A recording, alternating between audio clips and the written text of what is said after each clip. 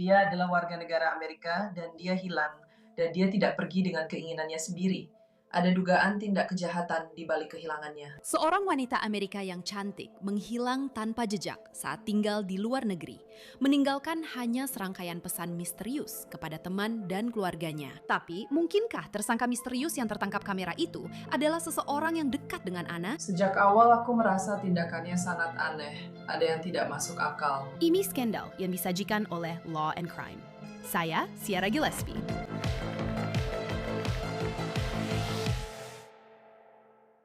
Ini adalah kasus yang telah membingungkan para penyelidik selama bertahun-tahun. Seorang wanita Amerika yang cantik, Anna Knežević, yang berusia 40 tahun, tiba-tiba menghilang saat tinggal di luar negeri di Madrid. Ini terjadi pada bulan Februari 2024 yang lalu, dan hingga hari ini masih belum ada jawaban yang jelas tentang apa yang sebenarnya terjadi pada Anna. Sebaliknya, kita justru dihadapkan pada begitu banyak pertanyaan yang belum terjawab. Dan hanya beberapa bukti kunci, termasuk beberapa pesan aneh yang dikirim Anna kepada teman-temannya sebelum ia menghilang. Seorang tersangka misterius yang tertangkap kamera di sekitar apartemen Spanyol miliknya, dan sebuah perselingkuhan yang berakhir dengan perceraian mahal. Untuk memahami di mana kasus ini sekarang, kita harus mulai dari bagaimana bermula. Inilah Anna Knežević. Dia berasal dari Kolombia, tapi kemudian menjadi warga negara Amerika. Bagian pertama ini penting dan akan kembali dibahas nanti. Di Amerika Serikat, Anna tinggal di Fort Lauderdale, Florida, bersama suaminya David Knežević. Bersama-sama, mereka memiliki sebuah perusahaan IT dan mengelola beberapa properti sewa liburan. Menurut pihak berwenang, rekening bank mereka pasti bernilai jutaan. Tetapi pada akhir 2023 dan awal 2024, hubungan mereka mulai penuh gejolak. Anna menceritakan semua ini dalam sebuah pesan suara WhatsApp kepada salah satu temannya pada 24 Januari 2024. Anna berkata, kutip, "Aku sedang mencari terapis, terapi pasangan, melakukan semua ini sementara dia main di belakangku. Dia bersikap sangat buruk padaku. Bahkan dalam hubungan seks, dia sangat agresif. Maksudku, buruk. Dia memperlakukanku dengan sangat tidak pantas, seperti sangat tidak pantas, dengan cara terburuk yang mungkin. Dia memberitahuku bahwa dia memanggilku dengan sebutan yang tidak pantas. Dia memanggilku dengan segala macam nama yang bisa kamu bayangkan. Dia mempermalukanku habis-habisan, dan mengatakan bahwa dia tidak ingin lagi bersamaku.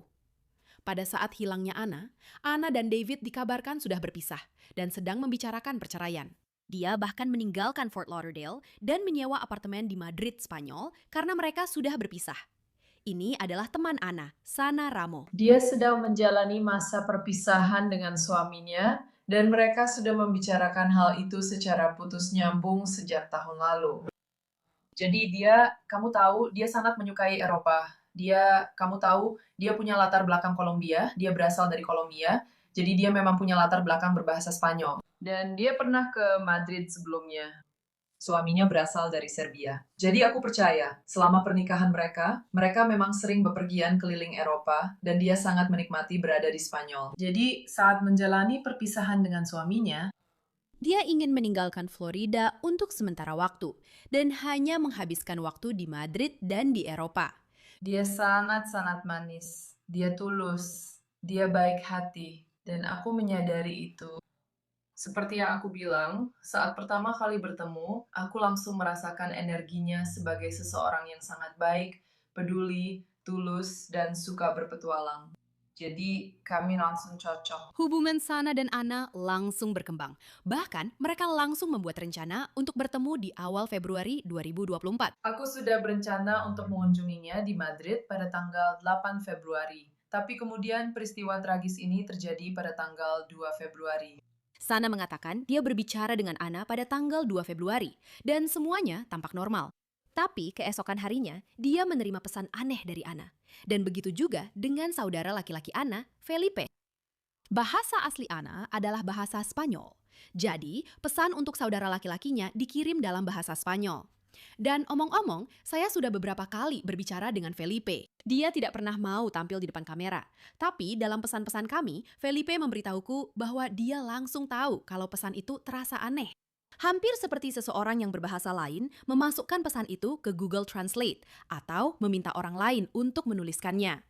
Tapi pesan untuk Sana ditulis dalam bahasa Inggris. Dan meskipun secara tata bahasa masuk akal, pesannya sendiri tidak terdengar seperti Ana. Pesan itu berbunyi, kutip, "Aku bertemu seseorang yang luar biasa. Dia punya rumah musim panas sekitar 2 jam dari Madrid. Kami akan ke sana sekarang dan aku akan menghabiskan beberapa hari di sana. Sinyalnya tidak stabil. Aku akan menelponmu saat aku kembali."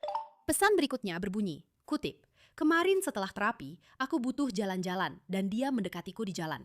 Koneksi yang luar biasa, seperti yang belum pernah aku rasakan sebelumnya." Dia tidak melakukan hal-hal seperti itu. Cara penulisannya sangat berbeda dari cara dia biasanya menulis. Tapi yang lebih penting, dia tidak akan bertemu pria di jalan lalu bilang kalau dia akan pergi selama beberapa hari. Maksudku, itu bukan Ana. Itu jelas bukan temanku. Kedua, secara logistik, itu bahkan tidak masuk akal, karena dia sudah punya rencana untuk pergi ke Barcelona pagi-pagi sekali hari Senin. Jadi, dia tidak mungkin meninggalkan Madrid Sabtu sore dan mengatakan bahwa dia akan pergi selama beberapa hari, padahal dia sudah punya rencana untuk pergi ke Barcelona Senin pagi. Maksudku, itu sama sekali tidak masuk akal. Jadi, semua hal ini langsung membuatku khawatir. Sana menelpon polisi dan segera menuju Madrid. Tapi saat petugas yang pertama kali tiba masuk ke apartemen Ana, tidak ada yang tampak aneh. Awalnya, yang Sana ketahui hanyalah terakhir kali Ana terlihat adalah pada tanggal 2 Februari 2024, pukul 13.42. Dia terlihat masuk ke apartemennya. Dan untuk sesaat, itu adalah satu-satunya petunjuk yang dimiliki para penyelidik, kecuali menghubungi suami Ana yang sudah berpisah, David Knežević. Jadi, aku menghubunginya pada minggu malam itu. Dan aku ingat sudah mencoba menghubunginya berkali-kali, sebelum akhirnya bisa berbicara dengannya. Dan saat itu dia mengatakan kepadaku bahwa dia sedang berada di Fort Lauderdale. Aku berbicara dengannya dan kami membahas apa yang terjadi pada Ana. Saat itu dia mengaku tidak tahu sama sekali bahwa Ana hilang. Aku mengatakan kepadanya bahwa aku masih berencana pergi ke Madrid karena aku sudah merencanakan perjalanan itu pada tanggal 8. Jadi aku bilang, ya sudah, aku akan pergi ke Madrid dan lakukan apapun yang aku bisa untuk mencari tahu apa yang sedang terjadi dan membantu sebisa mungkin. Aku pikir kamu sebaiknya menemuiku. Kamu akan menemuiku, kan? Aku bahkan mencari penerbangan dari Bandara Miami sehari sebelum aku pergi ke Madrid dan menyarankan dia untuk naik penerbangan itu, yang akhirnya dia setujui. Jadi aku langsung saja terbang ke Madrid pada tanggal 8. Dan sepanjang hari itu, aku mencoba menghubunginya. Aku berhasil menghubunginya larut sekali malam itu. Lalu dia memberitahuku bahwa dia malah pergi ke Serbia. Pada saat itu, David memberitahu Sana bahwa dia sedang berada di Fort Lauderdale, Florida. Tapi menurut laporan FBI yang keluar belakangan, itu tidak benar. Terdakwa berbohong bahwa dia berada di Fort Lauderdale pada saat korban menghilang. Setelah korban menghilang, terdakwa memberitahu beberapa orang, termasuk saudara laki-laki korban, salah satu teman dekat korban, dan seorang karyawan, bahwa dia sedang berada di Fort Lauderdale. Padahal, sebenarnya dia berada di Serbia. Menurut FBI, David terbang ke Serbia melalui Turki pada akhir Januari 2024. Jadi ketika dia berbicara dengan Sana dan mengaku sedang berada di Florida yang cerah, sebenarnya dia berada di Eropa. Dan itu bukan satu-satunya masalah yang segera ditemukan oleh para penyelidik. Setelah memeriksa rekaman kamera keamanan di area tersebut, para penyelidik menemukan seorang tersangka misterius yang tertangkap kamera pada pukul 21.27 tanggal 2 Februari. Video tersebut menunjukkan seorang pria mengenakan helm dan penutup mulut memasuki gedung. Dia menyemprotkan cap pada lensa kamera keamanan untuk menutupinya, tapi kita masih bisa melihat wajahnya dengan cukup jelas. Para penyelidik meyakini orang ini adalah David Knežević. Dokumen pengadilan bahkan mencatat bahwa ciri fisik pria ini mirip dengan David. Berdasarkan rekaman kamera pengawas, penegak hukum Spanyol berhasil mengidentifikasi merek cat semprot yang digunakan untuk menonaktifkan kamera keamanan. Penegak hukum kemudian menentukan bahwa seorang agen properti di Madrid memiliki catatan penjualan merek cat semprot tersebut pada tanggal 2 Februari 2024. Rekaman kamera pengawas dari toko tersebut memperlihatkan seseorang yang tampak seperti David sedang membeli cat semprot bersama 2 gulung lakban pada tanggal 2 Februari 2024 sekitar tengah hari. Kantor Kejaksaan Amerika Serikat merilis gambar dari CCTV toko perkakas dan tersangka tersebut sangat mirip dengan David. Jadi, setelah mengecat kamera keamanan dengan cat semprot, pria ini masih terlihat membawa sesuatu yang diyakini pihak federal sebagai koper beroda. Ada rekaman video yang menunjukkan dia masuk dan keluar dari apartemen Anna dengan koper ini. Dan para penyelidik sekarang percaya bahwa Anna mungkin berada di dalam koper tersebut. Sementara itu, saat para penyelidik menggali lebih dalam riwayat David, mereka menemukan beberapa kemiripan mengejutkan yang berkaitan dengan waktu hilangnya Anna. Pada tanggal 3 Februari 2023, di hari yang sama ketika Anna mengirim pesan aneh kepada saudara laki-lakinya dan Sana tentang bertemu seseorang di jalan dan kabur bersamanya, David juga mengirim beberapa pesan aneh. Dia bertemu dengan seorang wanita Kolombia di Tinder pada bulan Oktober 2023 dan menghubunginya untuk meminta bantuan menerjemahkan.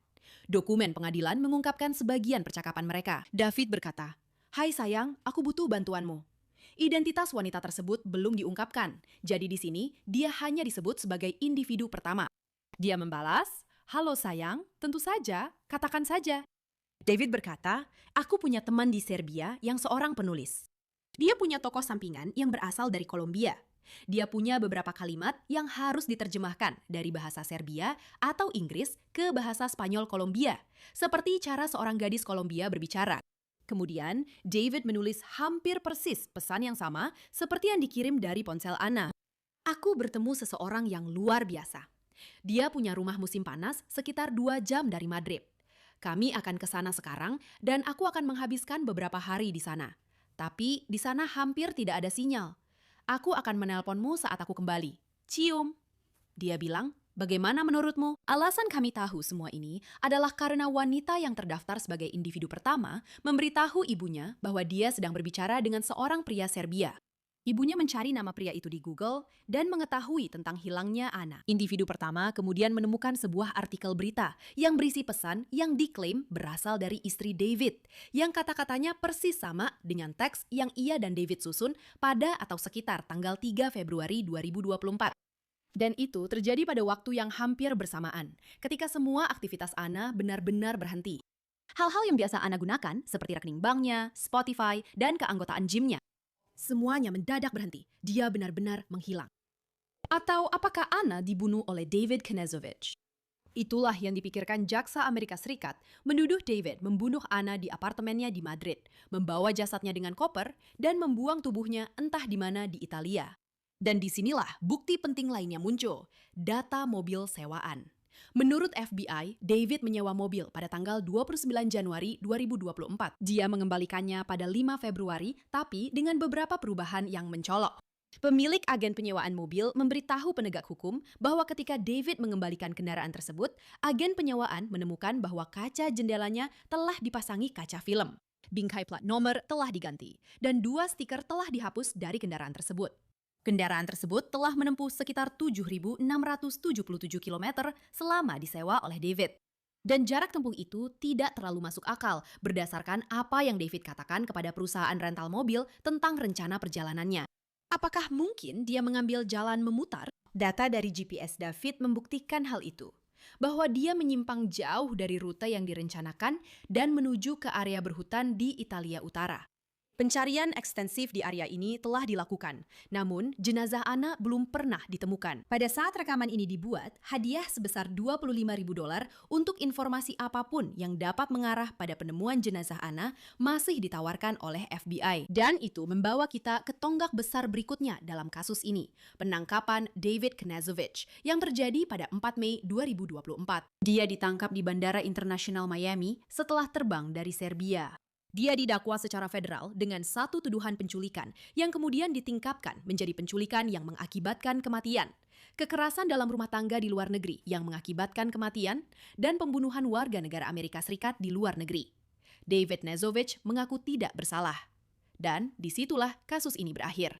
Karena pada tanggal 28 April 2025, David ditemukan tidak sadarkan diri di sel penjaranya di Miami. Pejabat kemudian menyatakan bahwa dia meninggal karena dugaan bunuh diri. Dan bersamanya, semua jawaban atas kematian Anna pun hilang. Kecuali jika petunjuk baru muncul, yang selalu dicari oleh para penyelidik. Salah satu penyelidik tersebut adalah mantan agen FBI dan petugas CIA, Tracy Walder, yang hari ini menjadi tamu kita, juga teman acara ini. Tracy, senang sekali bisa bertemu denganmu. Terima kasih sudah bergabung bersama kami di Skandal. Baiklah, mari kita mulai dari awal sekali. Saat itu bulan Februari 2024, Anna telah menghilang. Dan pertanyaan saya untuk hal ini adalah, bagaimana penanganannya berbeda ketika yang hilang adalah warga Amerika di luar negeri. Padahal ini masih kasus orang hilang. Terima kasih banyak sudah mengundang saya di sini. Jadi, perbedaannya adalah mereka jelas akan berkoordinasi dengan kedutaan. Jadi, biasanya tentu saja tergantung negaranya, tapi sebenarnya sebagian besar negara, sekitar 95% negara, memiliki yang disebut kantor atase hukum, yaitu kantor FBI di dalam negara tersebut. Dan mereka akan berkoordinasi dengan kantor itu. Nah, secara teori, FBI bukanlah pihak yang langsung turun ke lapangan di negara tersebut. Tentu saja karena alasan yang jelas. Itu akan menjadi masalah besar. Mereka tidak bisa mengambil alih penyelidikan itu. Tapi karena itu adalah salah satu warga negara kita, mereka bisa saja memberikan bantuan digital atau bantuan apapun yang dibutuhkan, serta menjadi penghubung antara keluarga di AS Serikat dan pihak-pihak di luar negeri. Jadi, sepertinya mereka bekerja sama, setidaknya sedikit, sejak awal. Hanya karena ini adalah warga Amerika yang jelas-jelas hilang di luar negeri. Pihak berwenang Spanyol adalah yang pertama memulai semuanya. Dan menurut Anda, jika Anda berada di sana menangani kasus ini, langkah pertama apa yang akan Anda ambil? Saya tahu, rekaman kamera keamanan sangat berperan besar dalam penyelidikan ini. Apakah itu yang akan Anda periksa terlebih dahulu? Saya justru akan bilang, saya akan mundur lebih jauh. Saya pikir hal pertama yang ingin Anda lakukan adalah mengamankan tempat kejadian perkara, benar? Anda ingin mengamankan tempat kejadian perkara itu. Dan karena sudah ada jeda waktu sejak terakhir kali dia terlihat, hingga akhirnya dia dilaporkan hilang. Jadi, Anda ingin menjaga sebanyak mungkin bukti yang ada di tempat kejadian perkara itu. Lalu ya, menurut pendapat saya, meskipun mungkin ada beberapa orang yang tidak setuju dengan saya tentang hal ini, tapi menurut saya, bukti digital jauh lebih penting kadang-kadang dalam kasus orang hilang dibandingkan dengan bukti forensik. Karena kamu bisa memeriksanya lebih cepat dan itu bisa memberimu pembaruan yang jauh lebih real time tentang di mana orang tersebut berada. Bukti digital sangat penting dalam kasus ini. Saya sudah membicarakan tentang rekaman kamera keamanan, tapi tentu saja kita juga punya pesan teks atau lebih tepatnya pesan WhatsApp dari Ana kepada saudaranya, kepada beberapa temannya. Dan disinilah semuanya menjadi rumit, bukan? Karena pesan-pesan itu dikirim dari ponsel Ana atau akunnya, apapun itu. Tapi teman-temannya langsung merasa, oke, ini tidak terdengar seperti dia. Ini bukan sesuatu yang akan dia lakukan. Dia tidak akan kabur dengan pria asing yang baru saja dia temui di jalan. Itu sangat aneh. Tapi tentu saja pesan-pesan itu dikirim dari ponselnya. Jadi, apakah itu sesuatu yang akan dipertimbangkan oleh para penyelidik jika teman-temannya bilang, ini bukan dia memang tidak pernah mengirim pesan seperti ini? Jadi, apa yang akan terjadi adalah, dan sejujurnya, itu teman-teman yang sangat peka, jujur saja. Dan bisa langsung menyadari hal itu dengan cepat menurutku. Selain rekaman kamera keamanan dan semua itu, hal ini membantu mereka mempersempit rentang waktunya. Benar, dari kapan pesan teks terakhir yang diyakini dikirim olehnya, sampai saat kurasa, pesan teks palsu itu dikirim ke anggota keluarganya tentang dia kabur. Itu membantu mereka untuk mempersempit rentang waktu itu sedikit. Jadi disitulah hal itu bisa sangat berguna. Dan aku penasaran, apakah itu memang yang dilakukan para penyelidik? Mereka melihat penanda waktu dari hal-hal ini, lalu mereka kembali dan melihat rekaman CCTV di sekitar apartemennya. Dan disitulah muncul tersangka pertama, orang yang terlibat dalam kasus ini. Kita melihat seseorang, dan gambar-gambarnya sudah banyak dibagikan pada titik ini, di mana ada seseorang yang menyemprotkan cat pada lensa untuk menutupinya, memakai helm dan penutup wajah. Tapi para penyelidik mengatakan orang itu sangat mirip dengan David Knežević. Dan pada akhirnya, itulah yang mereka katakan saat mengajukan tuntutan terhadapnya. Aku jadi terlalu cepat bercerita. Tapi bagaimana pendapatmu tentang itu? Fakta bahwa sejak awal, orang yang terlihat di area itu melakukan sesuatu yang aneh. Dengan cat semprot sangat mirip dengan suaminya yang sudah berpisah. Menurutku, jelas mengesankan bahwa mereka bisa mengetahuinya dengan begitu cepat. Apalagi di negara asing kan? Dia tidak diketahui tinggal di sana bersamanya. Itu adalah salah satu alasan mengapa dia pergi ke sana sejak awal. Jadi, fakta bahwa mereka bisa langsung menyadarinya hanya dengan melihat postur tubuhnya saja, jujur saja, karena seperti yang kamu sebutkan, wajahnya tertutup. Dan juga menutupinya dengan cat semprot benar-benar menunjukkan, setidaknya menurut pendapatku, betapa terencananya hal ini. Kebanyakan dari kita tidak berkeliaran membawa kaleng cat semprot untuk mencari kamera CCTV buat disemprot cat. Menurutku, itu juga jelas menunjukkan bahwa pelakunya sadar dirinya bersalah. Jika kamu tahu akan melakukan sesuatu yang salah, kamu akan mencoba menutupi kamera agar orang-orang tidak bisa mengidentifikasi atau melihatmu melakukan dugaan kejahatan ini. Yang menurut para penyelidik adalah apa yang terjadi di sini. Maksudku, kita memang tidak tahu semua detailnya. Tapi kemudian, seseorang yang diyakini sebagai David Knežević terlihat di rekaman kamera serupa dengan sesuatu yang tampak seperti koper. Dan maksudku, kurasa ini masih spekulasi tentang apa yang sebenarnya terjadi di dalam rumah itu. Tapi berdasarkan pengalaman Anda, apa dugaan atau hipotesis Anda tentang yang terjadi di apartemen Anna? Maksudku, mereka mencari tanda-tanda adanya perkelahian kan? Setiap petugas penegak hukum pasti ingin tahu, apakah orang ini pergi atas kemauannya sendiri atau dibawa secara paksa. Dan itulah sebenarnya yang sedang mereka coba tentukan. Saya percaya, karena sepertinya, setidaknya dari yang bisa saya kumpulkan, tidak banyak bukti forensik. Dalam kasus ini, bahwa dia kemungkinan besar membunuhnya di apartemen, lalu membawa tubuhnya keluar di dalam koper. Hal berikutnya yang juga ingin saya tanyakan adalah tentang mobil sewaan yang dia miliki. Karena ada banyak laporan yang saling bertentangan. Pertama, dia memberitahu orang-orang bahwa dia sedang di Florida, padahal sebenarnya dia ada di Serbia, negara asalnya. Lalu, dia menyewa mobil. Dia melewati beberapa negara yang berbeda, kembali lagi, dan perubahan pada mobil itulah yang menarik perhatian saya. Sebenarnya, saya benar-benar baru saja menyewa mobil di Austria beberapa minggu lalu, bulan lalu, oke? Ketika saya kembali, saya sama sekali tidak tiba-tiba, kamu tahu, menggelapkan kaca jendela. Saya juga tidak melepas stiker apapun. Saya tidak melakukan apa-apa. Saya mengembalikan mobil seperti saat kami menemukannya. Kamu tahu. Jadi menurut saya, itu adalah tanda bahaya besar. Maksud saya, bagaimana pendapatmu tentang perubahan-perubahan pada kendaraan itu? Maksud saya itu juga, sekali lagi, mengarah pada semacam upaya menutupi sesuatu kan? Seperti yang kamu bahas sebelumnya. Tidak diragukan lagi bahwa dia menggunakan kendaraan ini untuk menyembunyikan sesuatu atau untuk mengelabui orang-orang. Saya juga berpikir, begitu orang-orang mengetahui bahwa itu adalah kendaraan yang dia sewa, jelas mereka akan waspada terhadap kendaraan itu. Dan kemungkinan mengubah penampilannya, membuatnya jadi lebih sulit untuk dikenali. Namun, para penyidik tetap bisa menghubungkan David Knežević ke kendaraan ini yang tadi kita bicarakan sebelum kita mulai merekam. Melewati beberapa negara yang berbeda, semacam berputar-putar. Dari Madrid kembali ke Serbia, melewati beberapa negara yang berbeda. Dan aku tahu para penyidik melakukan pencarian di Italia Utara. Aku tahu mereka juga mencari di daerah lain.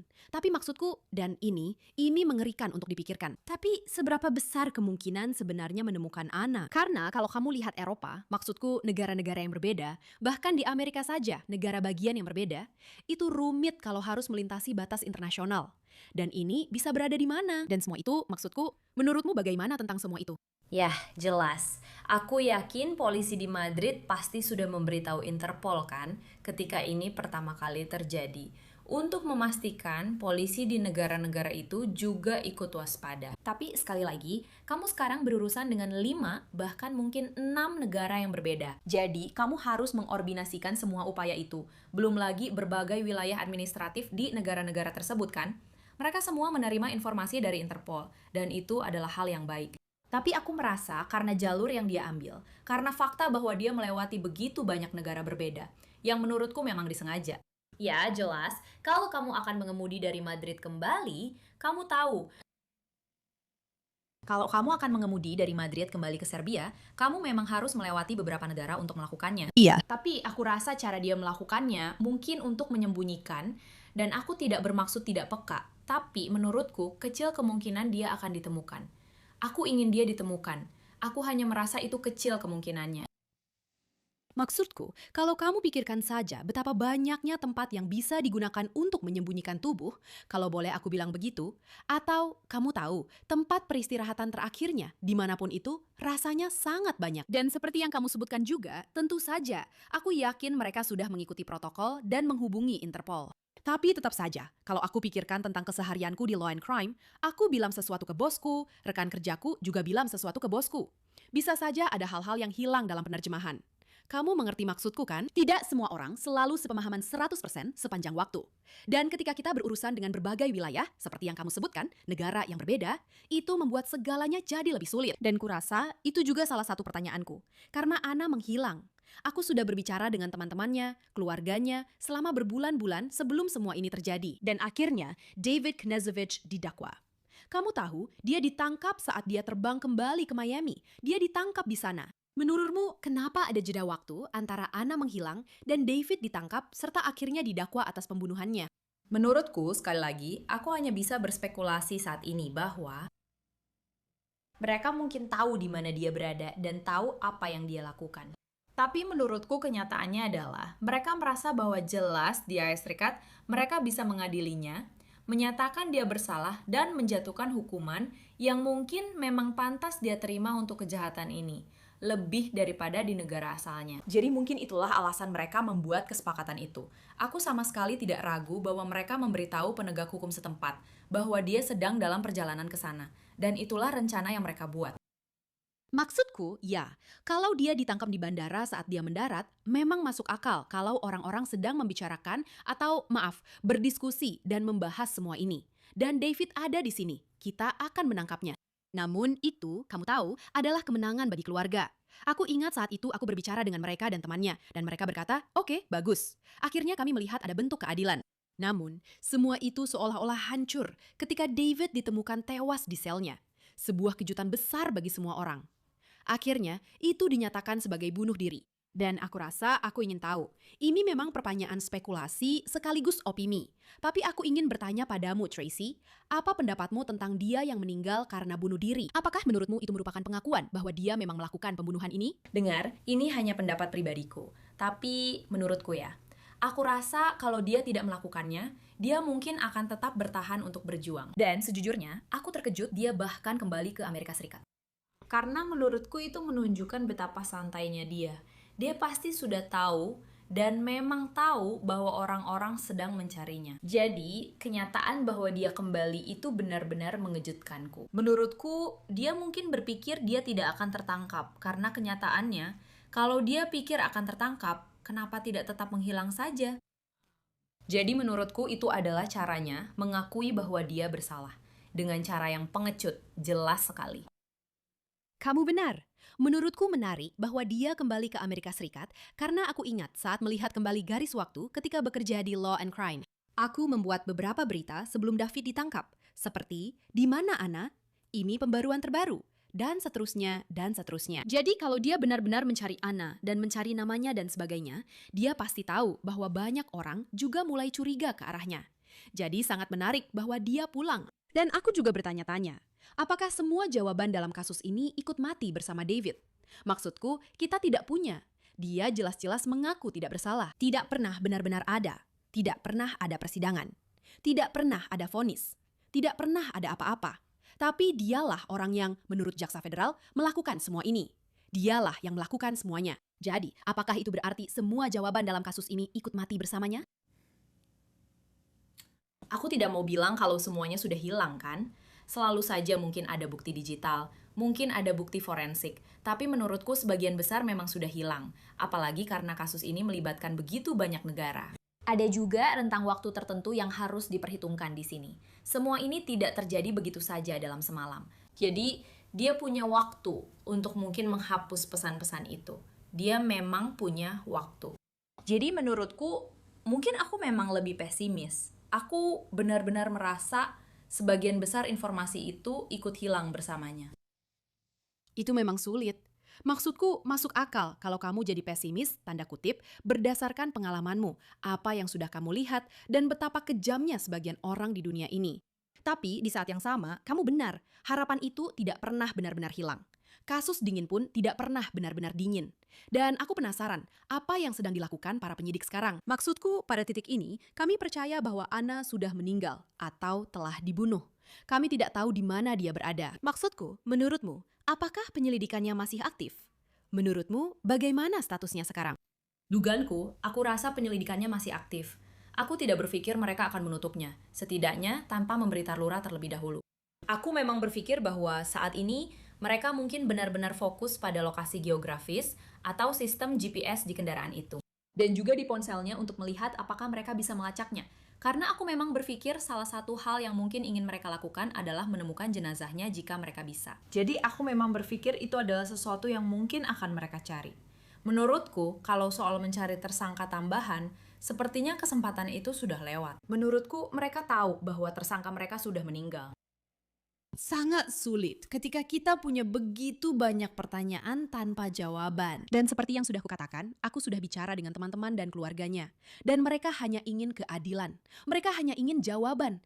Dan seperti yang kamu bilang, aku berharap para penyidik bisa menemukan Ana agar dia bisa dipertemukan kembali dengan keluarganya dan dimakamkan dengan layak. Karena pada akhirnya itulah yang semua orang inginkan, jawaban atas apa yang terjadi. Ini benar-benar kasus yang tragis, bukan akhir yang aku harapkan atau inginkan sama sekali. Tapi, Tracy Walder, terima kasih sudah hadir di Skandal dan membagikan keahlianmu tentang kasus ini. Terima kasih sudah mengundangku, Sierra. Dan disitulah episode Skandal hari ini berakhir untuk sementara. Jika kamu suka dengan apa yang kamu lihat dan ingin melihat lebih banyak atau terhubung denganku di media sosial, kamu bisa menemukanku di media sosial seperti Instagram dengan nama Sierra Gillespie. Terima kasih sudah menonton episode Skandal hari ini. Seperti biasa, aku pembawa acaramu Sierra Gillespie dan sampai jumpa di lain waktu.